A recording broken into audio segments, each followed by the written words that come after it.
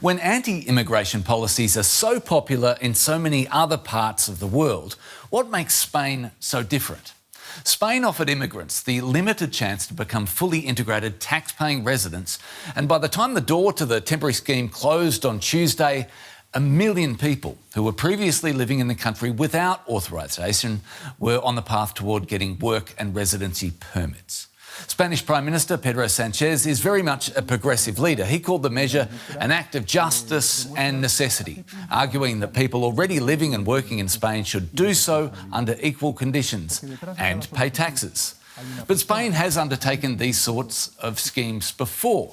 6 times previously, in fact. 3 of those were under Conservative leadership. So historically, the move belongs to neither the left or the right. It belongs very much to Spain.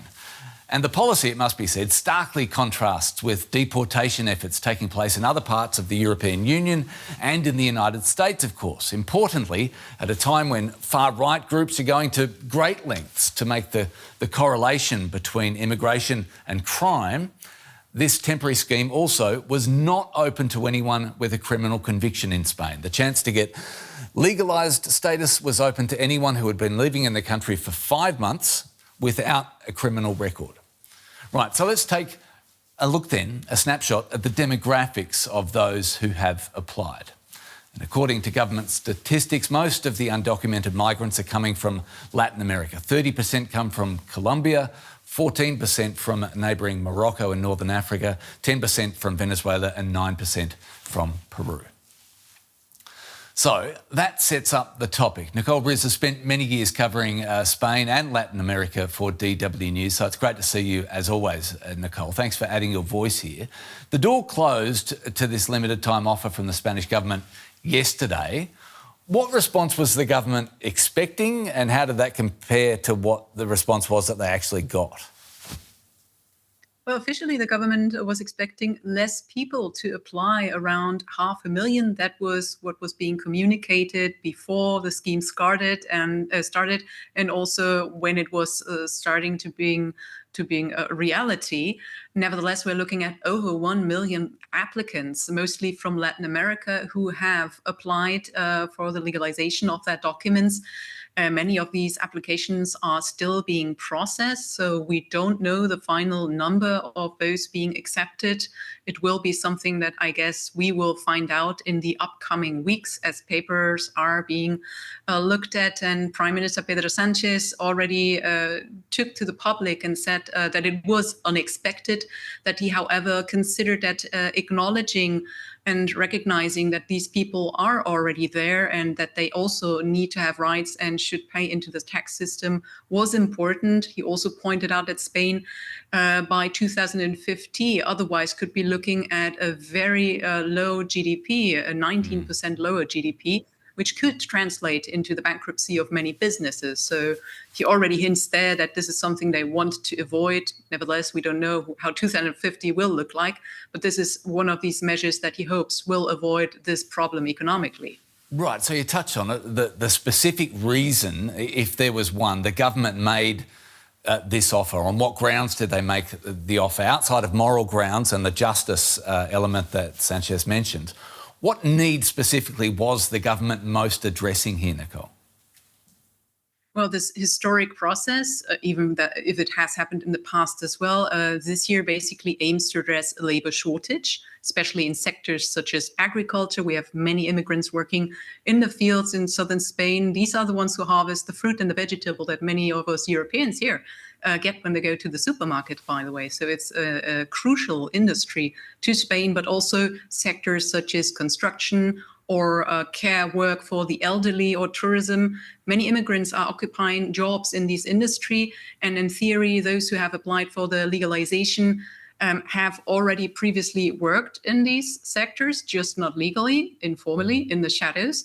Additionally, there is a very low birth rate. So this labor shortage not only comes from the aging population, but also because there's less young people in the sense that there's less births. I mean, we're looking at around 1 child per family in Spain. This also has to do with the very pretty much impossible living costs people have to put up with. So Spaniards usually are struggling to find the economic means to have children. And then you have a labor shortage, of course. So with this move, the government hopes to get the workers formally into the economy, cover gaps, increase tax income, as well as social security contributions, and maybe in the future also cover the pension system, as the number of aging retirees is growing.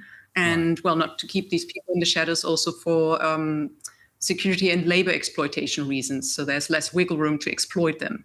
I asked the question off the top, what makes Spain so different here, Nicole, when what's happening in Spain seems so completely out of context with the politics of just about every other country. I need to ask you, why does this work in Spain? You talked about the message they're selling. Why does it work in Spain when it seems so unpalatable in other places? Well, in the past, at least, Spain has always been a pretty welcoming country. There's a sense of community that might be bigger than in other countries. At least that is what I'm feeling when I'm there. It is interesting that, particularly this year, when the EU politics are tightening regarding migration. Just a few weeks ago, the EU approved that it would be easier to return people to their original country also by using return hubs. So Spain was the only country that was actually opposing this move. So that makes the country also special, like raising the voice against this move, being the only one, and sort of standing its ground in that sense. But the main focus for this scheme is obviously that it's tied to employment, acknowledging that there are already hundreds of thousands of people, as we see in these applications, that are there, that actually it's better to have them officially on board, right? Nevertheless, this work permission and the residency permission are, for now, just for a year, and then people need to ask for an extension. So Spain is treating this differently, but it's also not a permanent solution. People need to reapply in a year once they get these papers worked. So that's maybe something that is a bit fine-tuned here, but I think generally we're looking at a country that in the past has shown that there's a welcoming culture. Nevertheless, tensions are also rising in Spain these past 2 years, I would say, and it might get more difficult in the future to get these schemes through. I want to ask you about a term that does sound pretty cynical, and I know it's a sensitive one in Spain. What does the term culturally compatible mean to Spaniards, and why does that apply here? One thing that is very often being talked about is the number of people from Latin America that have come to Spain to work there, to set up a life. And compatible maybe in this sense means they speak the same language. They also share maybe in some cases the same religion. There is a dark past between Latin America and Spain due to colonialism, of course, but Spain has been trying to kind of, if you can actually say that, make it better now, and accepts many people from Latin America as their brothers, so to speak. They have lots of people that are on the same page of there and that fit in perfectly in the market also because they speak the language, which is one of the biggest hurdles for many immigrants. If they come to a country, be it Germany, be it Spain, be it elsewhere, speaking the language is key, so you can work and integrate very quickly. And this here is not so much a hurdle. It's actually being seen as an advantage. Nevertheless, there are also other applicants that are not from Latin America that also speak Spanish when they come to the country. So it's not only them, but they're the biggest part, of course. Nicole, we know it's been done before, but still a fascinating moment. Thanks for helping us dig into the topic. Really appreciate it. Right then, that's the view of DW's Nicole Riz, helping us get the view from inside of Spain, I guess. But let's get a broader view and welcome in our next guest, Alberto Tagliapietra. He's a Senior Program Director at the German Marshall Fund. Alberto, great to see you. I want to start with your visceral response to what you see in Spain, for starters. As a professional in this field, how do you follow what's happening in Spain? How does that make you feel? Thank you very much for having me.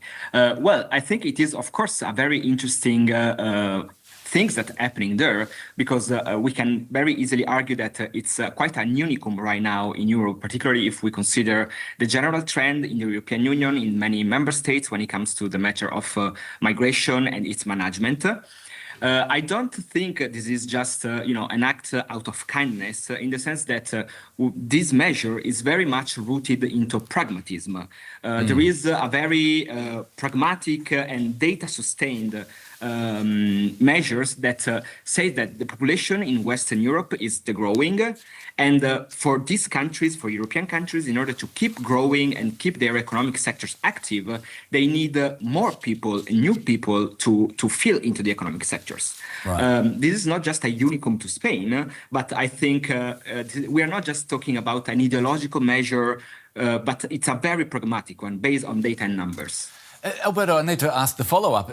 Does it matter if it's an act of kindness or not? If the outcome is good for immigrants, should we be too concerned about whether it's an act of kindness or an act of pragmatism? Absolutely not. I think that, as you said, this is going to be a benefit measures both for Spain and for the people that will be regularized under the scheme. And I think that actually this should be something that a lot of other EU member states should start to consider. Because, of course, this reality is not just a unicum to Spain, but as I said earlier, it's a general trend in Europe. So notwithstanding the fact that nowadays a lot of countries and the EU itself are looking at a lot at deterrence, more stricter measures when it comes to migration, the economic numbers will not just shade away. If I can give you an example of my own country, which is Italy, we have Confindustria, which is the main agglomerate of the industrial and business sector, which is telling us that Italy, in order to keep growing and sustain its own economic sectors, is going to need at least 120,000 people entering the country to work per year. Notwithstanding this, the measures that the government is implementing are much more focused on making it more difficult to people to get into Italy. My country has been the country that blueprinted, in some degrees, the whole concept of return hubs through a memorandum of understanding with Albania back in 2023. We built 2 centers in 2024 there to keep people there and now to return people from there.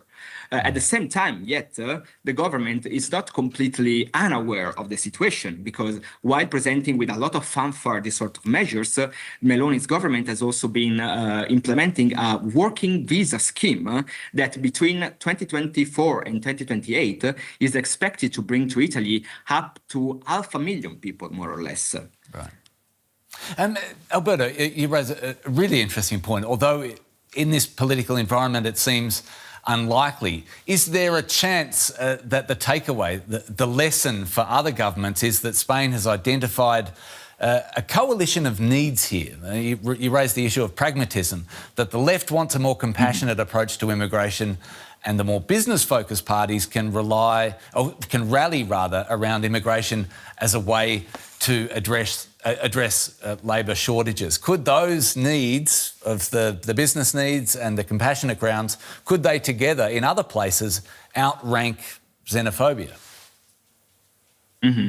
Well, I think that if we look at the Spain example, I think it will much depend on how the measure is going to be implemented. We know that the government was expecting maximum 500,000 people to apply to be regularized, yet we know that more than 1 million people applied. So I think that the way Spain government is going to implement the measure, if Spain is going to be able to not create more polarization around the topic and not increase the social tensions around it, I then think, yes, it might become, for other member states in the EU, a potential lens to look at the structural phenomenon that is migration.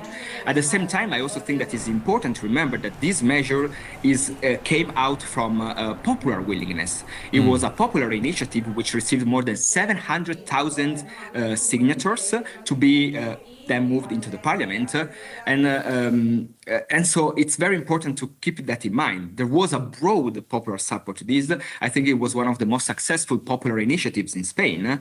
But again, the way in which the government is going to implement it is going to tell us a lot about if this can become a model, or other countries will try to avoid doing it again. Yeah, do you think there's the potential that this is leadership for other countries, seeing that it is possible to sell the idea of immigration without fearing the backlash before it's come? that you take the position of positivity towards immigration and allow people to see the benefits potentially. Absolutely. I mean, of course. And also, again, this is at a certain point, this conversation will become unavoidable because if we look at the demographic trends and the economic trends, even though right now the discussion in Europe on the field of migration is very much focused on topics like remigration, like deportations, and so on and so forth, there is going to be a growing niche and need to talk about this in a more proactive way, which also take into account the economic interest of the countries. And as you mentioned earlier, of course, there is a very big point in which the economic need and the benefit of people that can be regularized will meet. And to some degrees, as I said, with my example of Italy, we are already seeing this happening in other countries in Europe, apart from Spain. Yet these measures are often not very well implemented and are being exploited. Again, if I can look at the working scheme in Italy, only in 2025, only 26,000 people entered Italy under the scheme, which is already a very low number. But of those 26,000 people, only 14,000 have been regularized in the sense that they are in Italy with a work permit and a residence permit. The remaining 11,000 people have slept into irregularity for several reasons. First of all, there is a bureaucratic bottleneck. The system is not funded enough to take care of all the requests it receives. And secondly, unfortunately, there are many frauds. And there is a documented link between also criminal groups that exploit these sort of tools to bring in legal workers in a legal way into the country, to then exploit them and keep them as irregular workers in order to, enter the black market, basically. Alberto, fascinating. Alberto Tagliapietra, Senior Program Coordinator at the German Marshall Fund. Thanks so much for adding your voice to this discussion today. We really appreciate your input. Thank you very much. Big thanks to Alberto, and big thanks to DW's own Nicole Briz for her reporting as well on this really important topic. Huge thanks to my colleagues here in Berlin. We are all invested in this topic and interested to know, are you inspired by what you see in Spain and what you've heard about what's happening in Spain? Do you want to see this attitude reflected in the actions of your government? Do you think it will work where you are? If not, why not? I'll leave you with the question we started with. When anti-immigration politics are so popular in so many other places in the world, what makes Spain so different? Please let us know. Bye for now.